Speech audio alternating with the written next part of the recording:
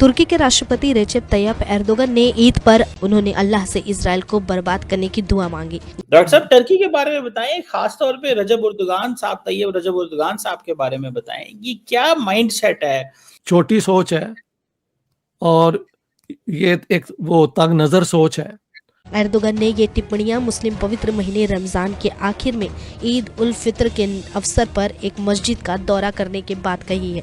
देखें, उस पे मैं अक्सर चीजें ये देखता हूं जो मैं मुसलसल बच्चों के सामने, ग्रुप्स के सामने बोलता हूं। हमारा मी माई सेल्फ एंड माइंड, हम अब सो सेल्फ सेंटर्ड हैं, हमारा अपनी जात से आगे बढ़ के आज तक कभी सोचे नहीं। अगर देखा जाए हम जिन हालात पे हैं उसकी एक सबसे बड़ी वजह ये है, और दुनिया हमें देख रही है। हमारे पास ये नहीं है कि दुनिया को पता नहीं है, दुनिया को पता है। रजब तैयब एर्दोगान जो गजा के लिए हक का नारा लगाकर आवाज तो बुलंद करते, इनके शाना बशाना भी खड़े होते, इसराइल के जुल्म बर्बरियत के खिलाफ आवाज तो उठाते, हाँ, लेकिन वो सिर्फ आवाज ही उठाते, क्योंकि वो इसी इसराइल के साथ तिजारत भी करते थे। उस तिजारत का बाब पिछले साल ही बंद हुआ। अच्छा, अब जो इरादे इसके नेक नहीं है वो तो सबको पता ही है। ही इज एन अथॉरिटेरियन और दिन ब दिन ज्यादा अथॉरिटेरियन होता जा रहा था। देखो, कोई नई बात नहीं, कोई इंकशाफ नहीं, अब बने बनाएगा भी कुछ नहीं। ये चोरी चकारी हराम खोरी ये हमारी असल इकोनॉमी है। हेलो दोस्तों, स्वागत है आप सभी का एपी ज्ञान चैनल पे। तो फ्रेंड्स, आइए देखते हैं पाकिस्तानी मीडिया की लेटेस्ट वीडियो। तो दोस्तों, इस समय पाकिस्तानी मीडिया के अंदर तुर्की के प्रेसिडेंट तैयब एर्दोगन की काफ़ी चर्चा हो रही है, और उसकी वजह यह है कि जैसे कि आपने सुना शुरू में, अभी जो पूरे मुस्लिम वर्ल्ड के अंदर यानी मुस्लिम दुनिया के अंदर जो ईद मनाई गई, जो कि बकौल उनके खुशियों का त्यौहार होता है, मिलने जुलने का त्यौहार होता है, और ऊपर वाले से सबकी सलामती की दुआ मांगी जाती है। लेकिन इसी मौके पे देखा गया कि तुर्की के प्रेसिडेंट तैयब एर्दोगान ने खुलेआम इजराइल की विनाश की दुआ मांगी और ऐसे ऐसे शब्दों का इस्तेमाल किया जो कि कह सकते हैं कि किसी भी लिहाज से ठीक नहीं था। वैसे तो फिलिस्तीनियों का सपोर्ट करना या फिर उनकी सलामती के लिए दुआ मांगना कोई अजीब सी बात नहीं होती, और इनफैक्ट लोगों ने दुआ मांगी भी। लेकिन उसी मौके पे ऊपर वाले से जिस ढंग से एर्दोगान ने दुनिया के सामने बात की, उस पर कई लोगों ने यह भी कहा, क्योंकि तुर्की में इस समय एर्दोगान की खुद हालत ख़राब है और वहाँ पे एर्दोगान के खिलाफ प्रोटेस्ट हो रहे हैं, उनको शांत करने या उनका दिल जीतने के लिए एर्दोगान ने इस्लामी कार्ड यानी धर्म का सहारा लिया। तो दोस्तों, आइए देखते हैं पाकिस्तानी मीडिया की इस लेटेस्ट वीडियो को।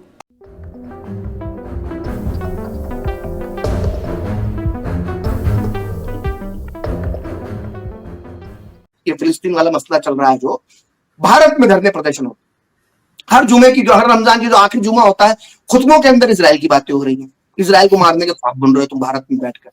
और वही जो अरब है, जो ओरिजिनल मुस्लिम जिनको मैं मानता हूँ, बाकी सब तो कन्वर्टेड है, वो ओरिजिनल मुस्लिम पीठ पीछे जो है वो इजराइल से हाथ में ला रहे हैं। तुम यहाँ पर जो है खुतबे पढ़ रहे हो मस्जिदों के अंदर बैठ के, गांव की एक मस्जिद में हम इजराइल को निपटा देंगे। भाई तू अपने खाने रोटी पानी की व्यवस्था तो कर ले यार। ईद मनाने के लिए बच्चों को 4 नए कपड़े दिलाने के लिए नहीं है तेरे पास, बच्चों को नए कपड़े पहना दे, अपने 5-6 बच्चे जो तेरे हैं वो तो तेरे पास है नहीं। तू नजर डाल रहा है इजराइल को, हम मौलवी बता रहा है इजराइल को हम ये कर देंगे, वो खुश हो रहा है यहाँ पे बैठ के। और इतने धूर्त है, देखिए आरजू जी, भाई चीन क्या कर रहा है मुसलमानों के साथ? वो मुसलमान नहीं हुई है, उनको वो मार रहा है, वहां पे मस्जिदें तोड़ रहा है, वहां पे कुरान पर बैन लगा दिया, उसने अजानों पे बैन लगा दिया, नमाज पर बैन लगा दिया चीन ने।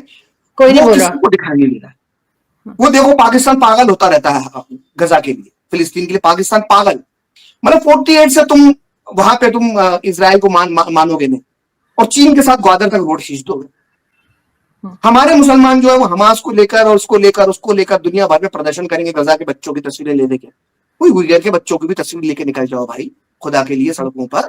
वो मुसलमान नहीं है, लेकिन नहीं, क्योंकि इजराइल और इंडिया के रिलेशनशिप अच्छे हैं, इसलिए भारत का मुसलमान जो इजराइल को गाली बकेगा। चीन और इंडिया के बीच में एक अलग रिश्ता है तो भाई चीन की बात नहीं करेंगे। ये है हिपोक्रेसी। चले अब आगे बढ़ते हैं और चलते हैं तुर्की में आलमी ज़राए इब्लाग काफ़ी स्टोरीज पब्लिश कर रहे हैं। वहाँ के हालात ने एकदम टर्न लिया, यहाँ तक कि एक बीबीसी के रिपोर्टर को अरेस्ट कर लिया गया और बड़े पैमाने पर गिरफ्तारियां हुई हैं। सिर्फ सब ये क्या हो रहा है तुर्की में? हाँ यार, तुर्की में एकदम एक प्रोटेस्ट शुरू हो गई है अगेंस्ट एर्दोगान। अब 22 साल हो गए पावर में आने में, पहले as prime minister and then as president. अब उनकी जो टर्म है वो आखिरी उसकी जो है 28 तक है, 2028, 3 साल और इलेक्शंस होने हैं तब। अच्छा, और अंडर द एग्जिस्टिंग कॉन्स्टिट्यूशन जो कि इसने इवेंट की हुई है, अपने आप को लंबी टर्म दे, टर्म देने के लिए, वो अब कॉन्स्टिट्यूशन को अमेंड करना पड़ेगा क्योंकि इसके बाद ये इलेक्ट नहीं हो सकता। अच्छा, अब जो इरादे इसके नेक नहीं है वो तो सबको पता ही है, ही इज़ एन अथॉरिटेरियन, और दिन ब दिन ज़्यादा अथॉरिटेरियन होता जा रहा था, सारे डेमोक्रेटिक फ्रीडम्स कम होते जा रहे थे, और वहाँ भी वही चेंज की हवा चल रही है तुर्की में भी। और ये साहब जो है, ये मेयर ऑफ इस्तांबुल थे, बड़े पॉपुलर शख्स हैं, और इनका नाम है अकरम इमाम ओगलू। इनको इन्होंने अर्दोगान ने अभी 3 साल रहते इलेक्शन में, वो समझता कि ये बड़ी थ्रेट है, उसको अरेस्ट कर लिया, मेयर इस्तांबुल, उसको अरेस्ट करके, और उसके साथ उसकी पार्टी के लोगों को भी अरेस्ट कर लिया है। अब ये है कि ये these are very very important, इसके जो प्रोटेस्ट का जो डायमेंशन है उसमें बड़ी दिलचस्प चीज़ें हैं। एक तो ये है कि इसकी गिरफ्तारी के ऊपर हुआ, इससे पहले अगर गिरफ्तार ना करते तो इस किस्म की प्रोटेस्ट शायद ना होती, और गिरफ्तार किया तो उसके साथ एक, जैसे कहते हैं, चिंगारी लग गई, लोग भरे हुए थे ऑलरेडी, तो सड़कों पे आ गए। और आवाम के अंदर जो है, वो जो लीडरशिप है ऑफ दिस प्रोटेस्ट मूवमेंट, वो यूनिवर्सिटीज और स्टूडेंट्स से है। दिस अगेन बांग्लादेश को आपको याद, बांग्लादेश मॉडल, सबको पता है कि इंपॉर्टेंट कितनी है स्टूडेंट प्रोटेस्ट।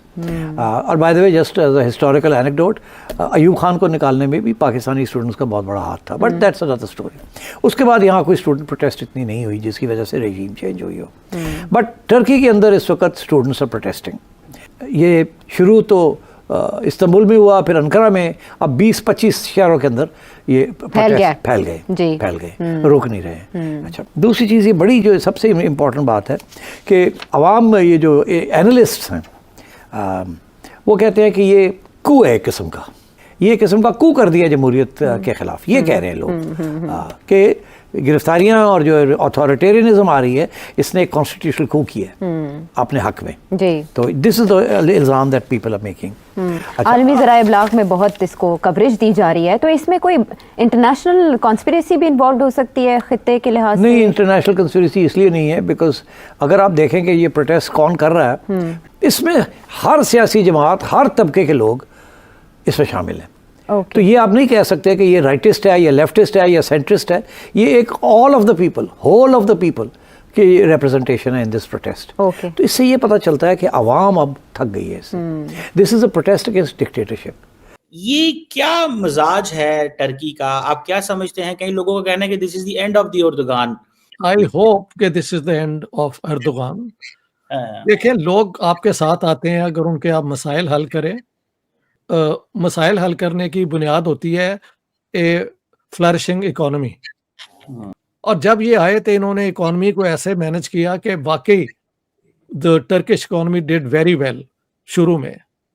फिर जो एक बीमारी होती है ना हमारे लोगों को कामयाब होते हुए, तो इस्लामिक कार्ड खेलना शुरू कर दिया। लेकिन बाद में इनकी जो इकोनॉमिक पॉलिसीज हैं, ओवर स्पेंडिंग बहुत की, बहुत करप्शन है इनके रिश्तेदारों में और इनकी पार्टी के अंदर, जिस तरह पाकिस्तान में होता है ना। और शायद मुसलमानों की कोई खसलत है यार, खुदा की कसम, कि ये पावर में जब होते हैं तो पर्सनल गेन के लिए वो ऑफिस को इस्तेमाल करते हैं।